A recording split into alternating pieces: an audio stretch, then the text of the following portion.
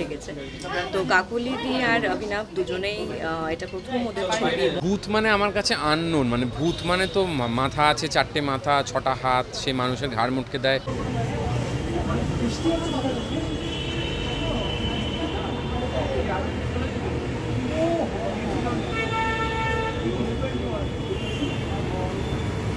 Three, two, one, and here we go!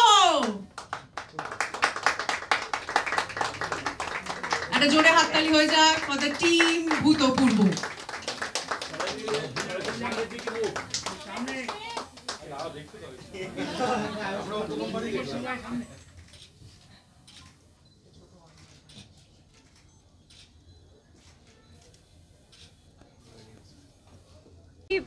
Anthology খুব কম হয়, ছোট গল্প আমরা সবাই আগে যে কটা হয়েছে সব কটাই মানুষের খুব ভালো লেগেছে।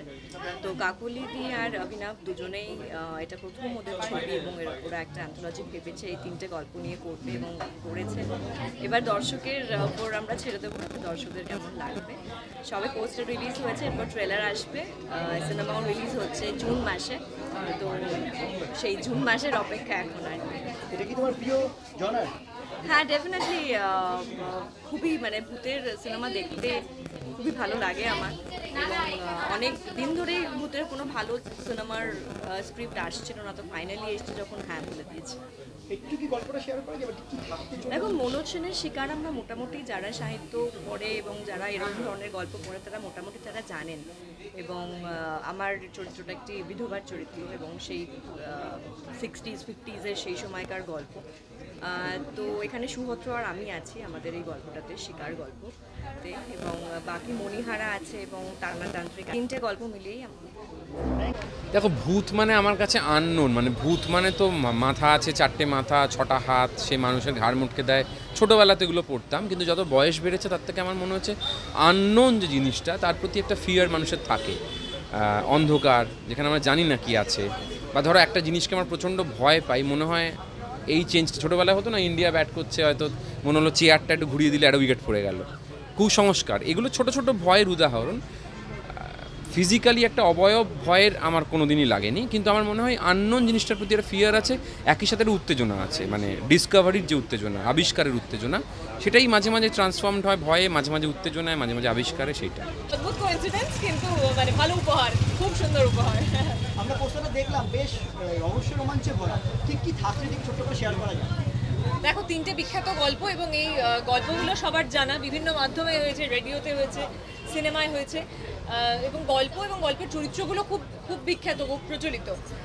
তো সেই দিক থেকে গল্পগুলো মানুষের জানা, কিন্তু কিভাবে ট্রিটমেন্টটা করা হয়েছে, কীরকম অভিনয় হয়েছে, এবং এখনকার মানে আমরা 2024-এ দাঁড়িয়ে শ্যুট করেছি, 24-এ 25-এ আসছে ছবিটা, এখনকার সময় শ্যুট করে এটার মধ্যে কতটা আমরা এই যখনকার গল্প তখনকার এলিমেন্টগুলো রাখতে পেরেছি, এটা আমাদের গোটা টিমের কাছে একটা চ্যালেঞ্জ ছিল, কারণ এটা তো পিরিয়ড ফিল্ম, এবং পিরিয়ড ফিল্মের মধ্যে মানে অভিনয় থেকে শুরু করে তার লুক, তার কস্টিউম, তার সেট ডিজাইন, মিউজিক, সমস্ত কিছুটাই খুব গুরুত্বপূর্ণ, খুব ম্যাটার করে ওভারঅল মানুষের হলে কীরকম লাগবে সেটার সেই এফেক্টটাতে।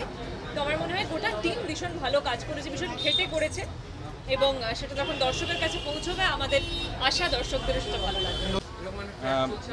তিনটে গল্পকে একটা জায়গায় একটা সুতো বাঁধা হয়েছে, এবং এই গল্পের মানে এই ছবিটার মজাটাই সেটা যে তিনটে আলাদা আলাদা গল্প, সেই গল্পকে কী করে একই সুতো বাঁধা হয়েছে, সেটা আমার মনে হয় মানে আমি যদি দর্শক হিসেবেও ভাবি, আমার কাছে খুবই সেটা এক্সাইটিং, কারণ যে তিনটে গল্প বাছা হয়েছে সেই তিনটে গল্প খুবই প্রচলিত গল্প এবং খুবই মানুষের কাছের গল্প।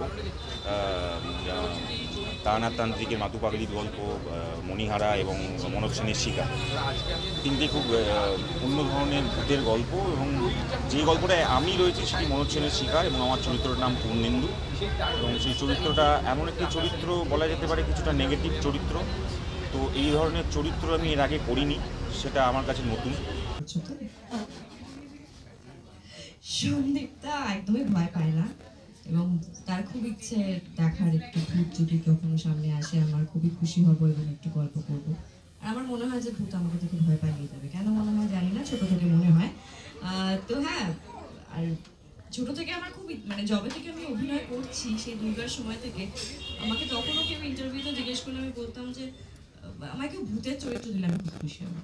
তো যাই হোক, এবার আমি ভূত হলাম কি হলাম না সেটা তো আপনারা গল্পে দেখবেন, যারা গল্পটা জানেন অফকোর্স জানেন পুরো বিষয়টা। কিন্তু হ্যাঁ, একটা ভূতের ছবি করলাম, তার জন্য খুবই খুশি। ছোটবেলায় একজন সাহিত্যপ্রেমী হিসেবে যখন গল্পগুলো পড়েছিলাম, তখন তো একদম ছোটবেলা তো ভাবিনি যে অভিনেতা হয়ে এটা করার কখনো সুযোগ হবে। তারপর যখন থিয়েটারে অভিনয় করেছি, তখন এই ধরনের চরিত্র স্টেজে তো খুব একটা সম্ভব নয়, মানে কেউ এখনো অব্দি অ্যাপ্রোচ করেছেন বলে আমি জানি না। তাই আমি কখনো ভাবিনি যে স্টেজে তারানাথ করতে পারবো।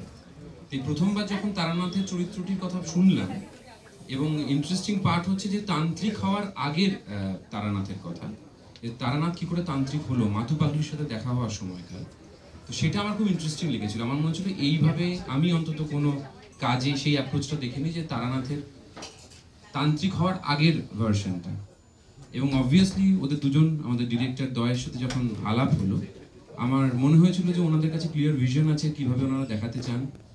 এবং তারপর যখন কাজে প্রথম দিন গেলাম, একটু আগেই আমি বলছিলাম যে ডিরেক্টর হিসেবে বা ডিওপি হিসেবে আমাদের যিনি ছিলেন বা পুরো যারা টেকনিক্যাল টিমে ছিলেন, তাদের ভিশনটা এতটাই ক্লিয়ার ছিল যে অভিনেতা হিসেবে, যেটা হয় ধরো রিয়েল লোকেশনে হঠাৎ করে গেলে আমি এটা করতে চাই, ক্যামেরাটা এখানে আসবে, এটা একটা তো আন্ডারস্ট্যান্ডিং তৈরি হতে একটু সময় লাগে।